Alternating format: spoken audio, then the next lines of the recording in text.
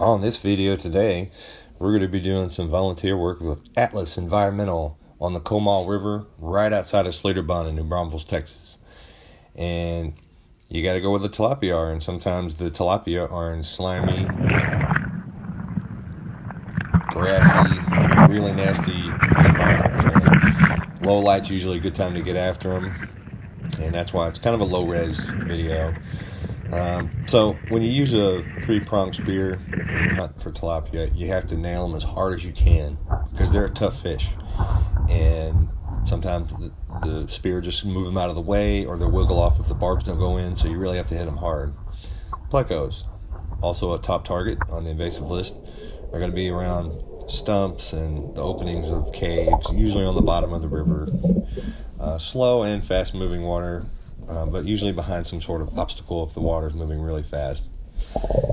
The types of plecostomus that are in the Comal River are typically larger, much larger, because they're predominantly a different species than the San Marcos variety. These are sailfin plecostomus, and they get up to about 2 feet long. And one thing to keep in mind when you're in different environments, especially at night, is to always check your surroundings. You don't want to be caught in a bad situation underwater. And there we have it. Success. Blood on the spear, blood in the water. Here's a size comparison of some of the plecos that were harvested. Ice chest full of tilapia, never a bad thing. It's a delicious fish. Here's some of the plecos up front, and you really want to have gloves when you handle these fish. Their skin is like sandpaper, and it can cut you up.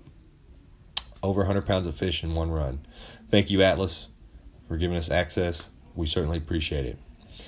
And here's some other odd things that we find in the river. And what do you do with these things when you find them?